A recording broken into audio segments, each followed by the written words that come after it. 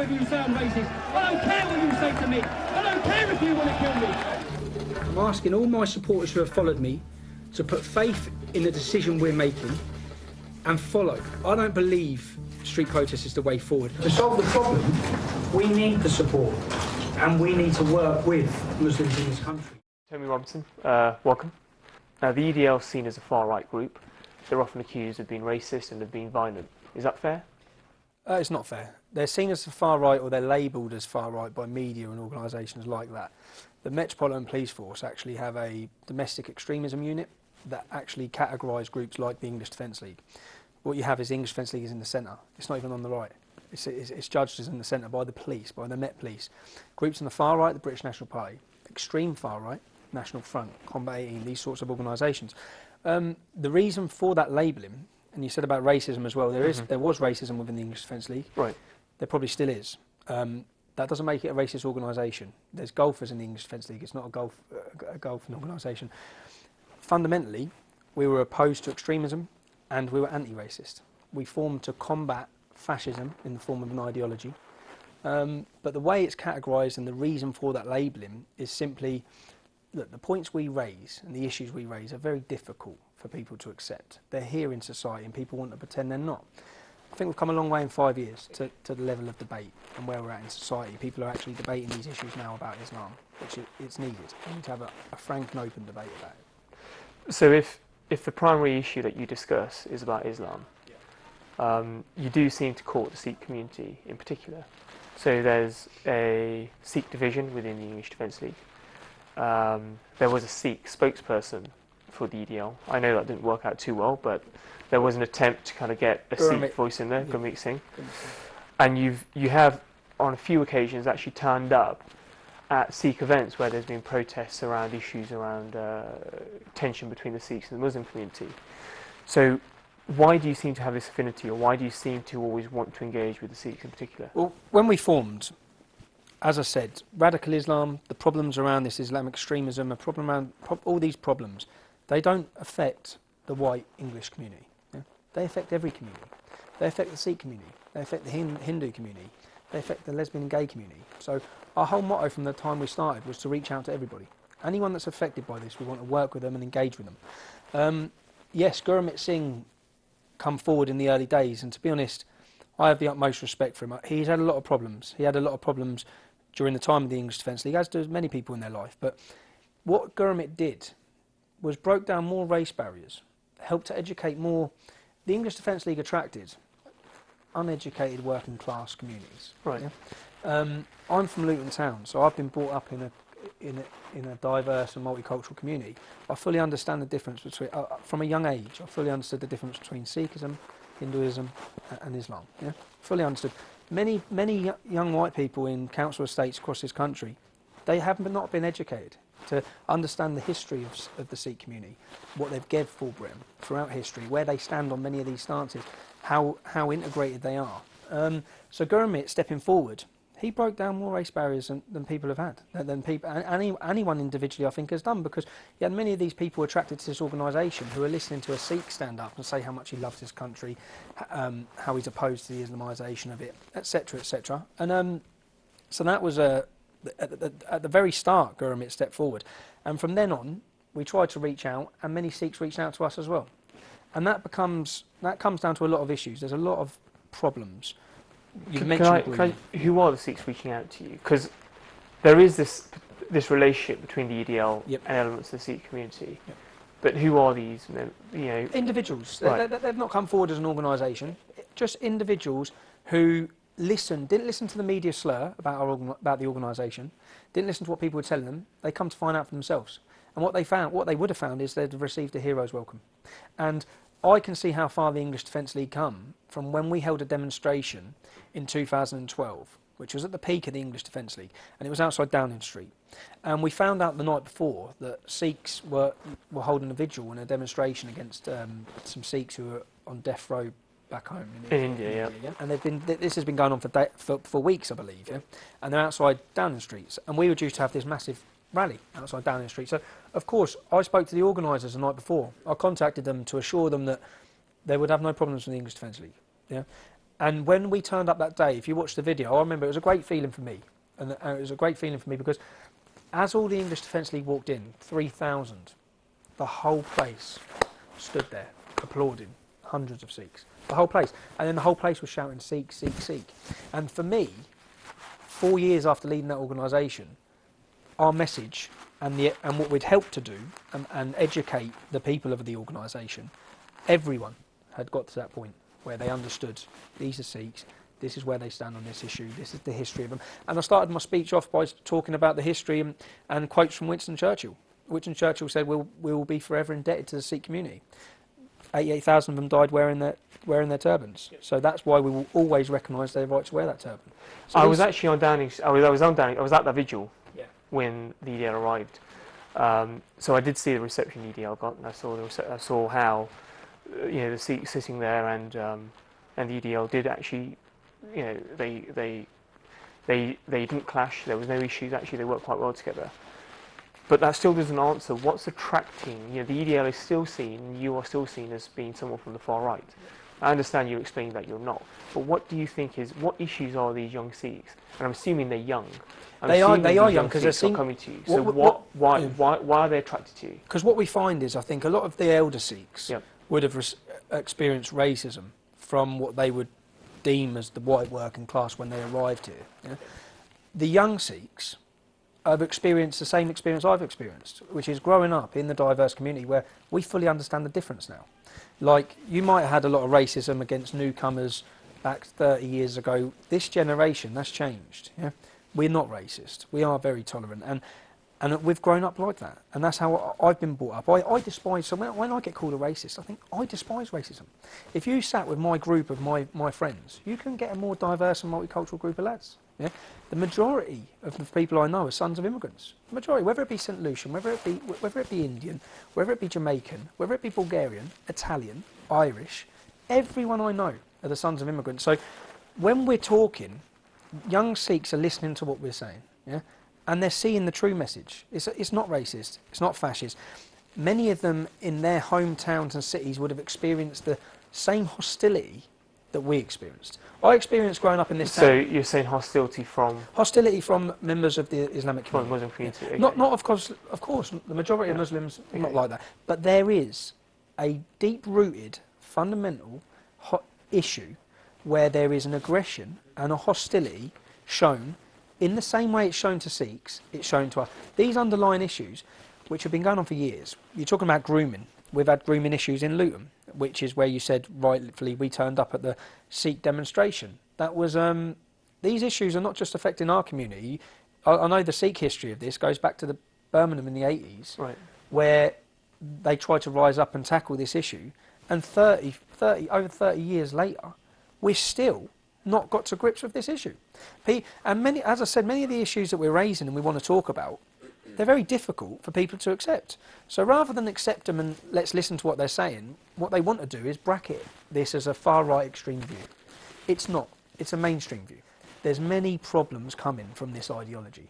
We have to have some real frank and open debate on Islamic history, Islamic teachings, all these issues, which no one wants to talk about. It's very difficult to talk about these things. The minute you do, you're called far-right or extremist, and people don't want to be labelled. It's nearly as bad as being labelled a paedophile nowadays. So you're saying young Sikhs are coming because they experience hostility from the Muslim community? I'm saying young Sikhs are coming. And you're saying because they're concerned about grooming?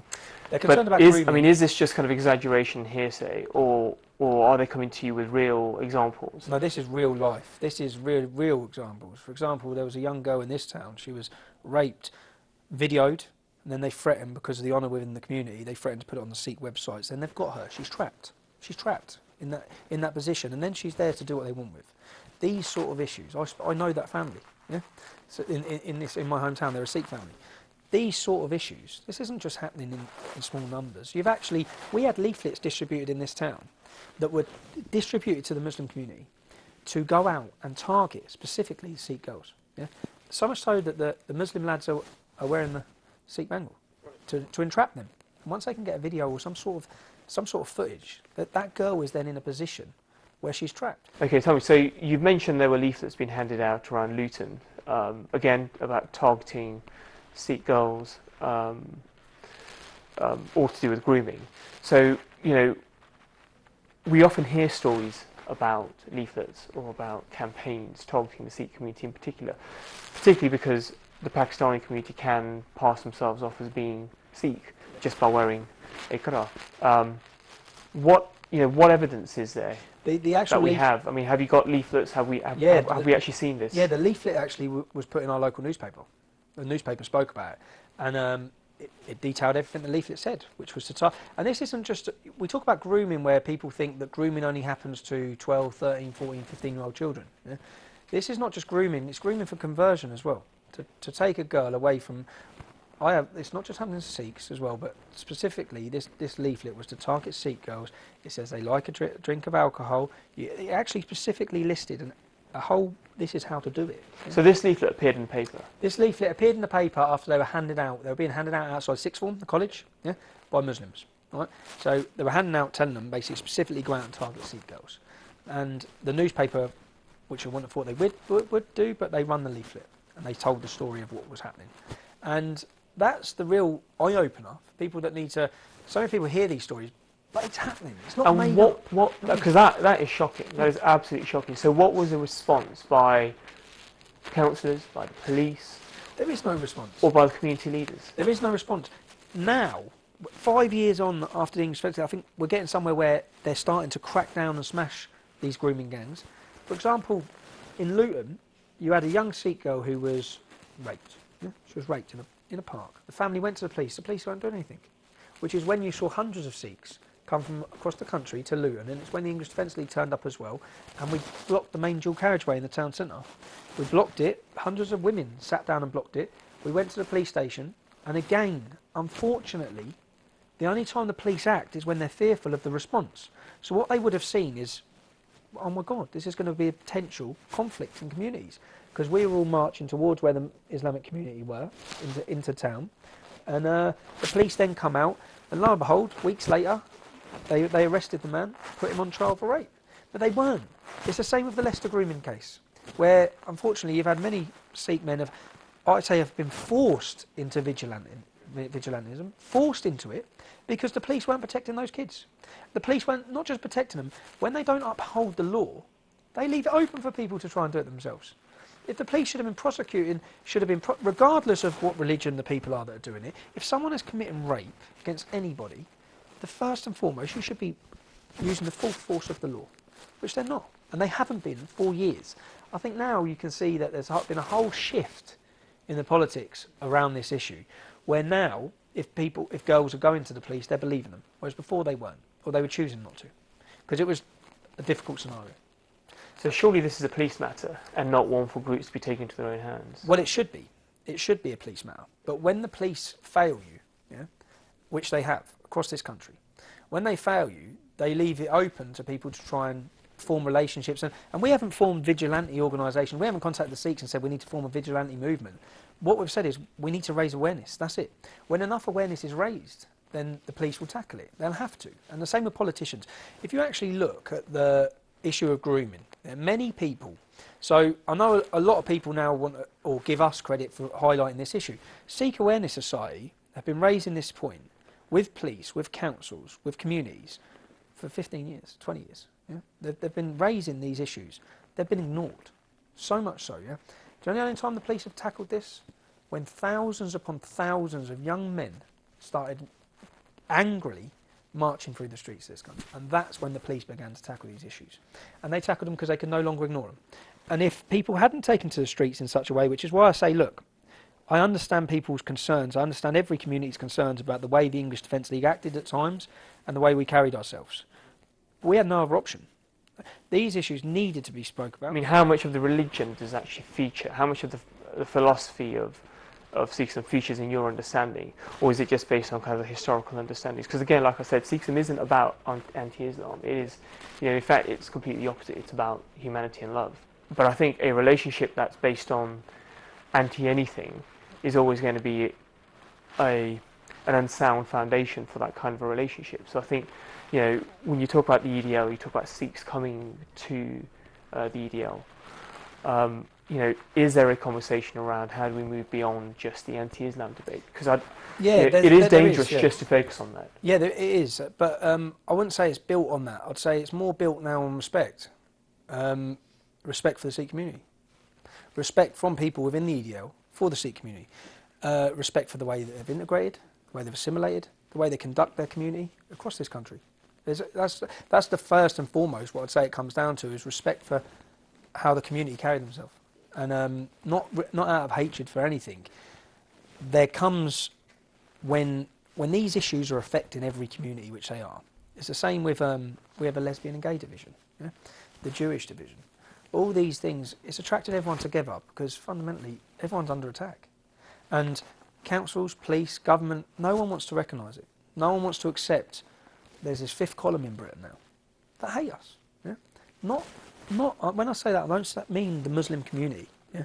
What I mean is within that community, there's a deep-rooted hatred for everything about us, and that's not.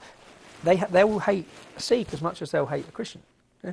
So it's a coming together of the same issues. And you don't feel the existing political parties deal with this? None of them. No. This is the problem. They haven't just not dealt with it; they've actually facilitated it. They've actually gone out of their way to hide it. When you say that out loud, when you look at these grooming issues, you bring it back to grooming issues. We should, because everyone's got daughters and everyone's got sisters. You reverse these roles, they would not allow any other community. The Muslim community would not, if this was happening to their daughters, politicians, our prime ministers, everyone would be screaming about this issue. If you look at some of these stories of what's gone on, there's 2 girls dead in Blackpool, Charlene Downs. There's no one ever been brought to justice. 13, 12-year-old children murdered. No one's been brought to justice. You go across this whole country with the Rotherham Report, you read the stories of that Rotherham Report, and you read the actual report which says Pakistani counsellors, influential Pakistani counsellors, acted as barriers with the police. The police knew it's going on, councils knew it going on, the government knew it's going on. Jack Straw may have come out and said it, but for 10 years he had letters off families telling them that their daughters were being raped and no one was helping them. That's the problem. What the English Defence League become is a focal point for all these people who have experienced these issues to come to and to give them a voice. So I've said it. I said I spent time with one family before our demonstration in Blackburn.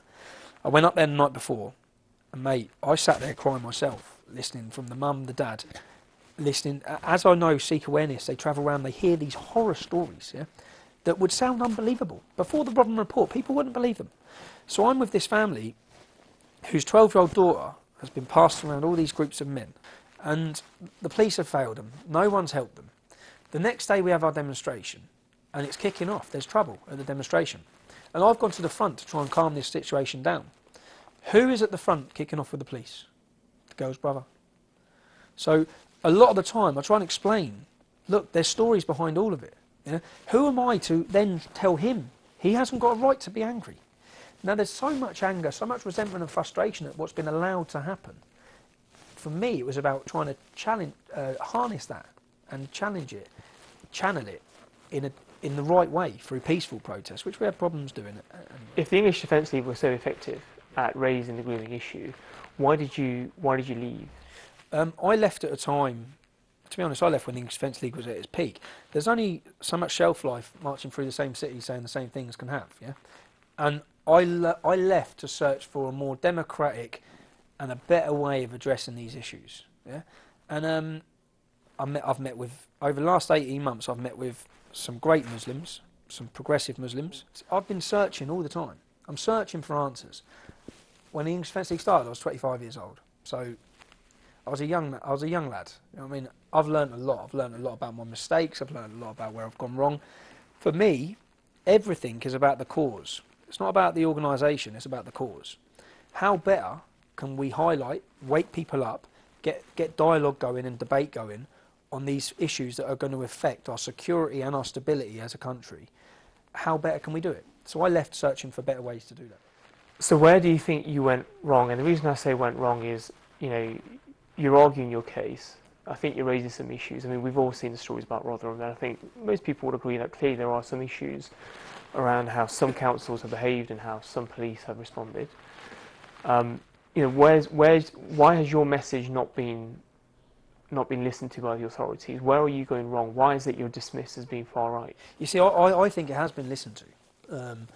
I think it has, behind closed doors, in corridors of power. They've had huge meetings about the things we're highlighting. They'll never give us credit for that, ever give us credit for that. But we weren't here for a pat on the back. We were here to raise the issues. At the same time, we didn't help ourselves. I haven't helped myself. The actions of our supporters haven't helped ourselves. Drinking alcohol on a demonstration. I can look back now with a clear mind, looking back at 5 years of leading that organisation and see where I've gone wrong. At the time, in that bubble, you have to remember that I went from working on a building site to 6 months later being the leader of the biggest street protest movement Europe's seen. And with no planning, no political background, no experience of media, nothing at all, just boom, all of a sudden. So I can look back and see where we went wrong, and I think the message was lost in a lot of the times the way we conducted ourselves. But when I say the way we conduct ourselves, there's a lot of anger out there about these issues. A lot of people feel a fear, and I try to explain that to Muslims. So what's your next step? So if clearly you're aware of issues around how you brought your message forward last time. I mean, is this the end of the road, or are you gonna? No, I spent time going to Sikh temples and going to Hindu temples, seeing how that your communities, Sikh community, Hindu community, how these communities are raising these issues now. And I've done that with Sikh Awareness Society. I watched their seminar, which I thought was brilliant. Educating mothers, educating daughters, educating them on this is what's happening with grooming. So I've spent the last 18 months really looking, listening, learning, and seeing what to do next. And I'm on licence until July. As soon as I'm off licence, I will be starting a new organisation. That organisation will continue to raise awareness, highlight issues in a mainstream way. And it wants to really bring, look, I spent years building a voice. It's gave a voice to a working class communities that are voiceless and don't have representation. So we want to form an organisation that can help to do that. But what it will help to do is try and bring this message into the debate should not be had on the street corner. Yeah? The debate should be had in the proper arenas. And that's what we want to look to do. It's obviously not escaped your attention. There's an election looming. Yep. What's your thoughts on what parties are best placed to deal with this? David Cameron come out and said multiculturalism's failed, right? Well, you see, when he says that, it annoyed me. It really annoyed me because I'm from this town, which is a completely multicultural town. Yeah? And you couldn't get a better example of how things work. Yeah? I went to my mate's kid's birthday party. Half the kids are Polish. Yeah? That's integration. Right? That's multiculturalism. That works. So other than blaming every other culture, because that's what he's done. Multiculturalism hasn't worked. Really? So what you're saying is the Sikhs haven't converted, haven't integrated. Are you saying that the West Indian community haven't integrated? Are you saying that all these people, the only issue we're getting is from the Islamic community? So we should identify that. The same way we have, which is another big sticking point, is Asian grooming gangs. No, they're not Asian. Yeah? They're not. They're Muslim. The Oxford case, 2 of them were actually North African, but they were all still Muslim. The Leicester case, some of them were Afghani, but they were all still Muslim. Okay? These gangs, they're not Asian. And again, the reason why we use this terminology is to broaden the problem. So instead of isolating and naming where this problem's coming from, we use Asian, we say multiculturalism's failed, and for me, growing up in a town like this, I don't recognise that from David Cameron, and I don't know how he can say that, because he's gone to Eton and grown up in a leafy little suburb village of Oxfordshire. So he hasn't experienced multiculturalism. We have. Tommy, thank you very much. That was very enlightening. Thank you very much.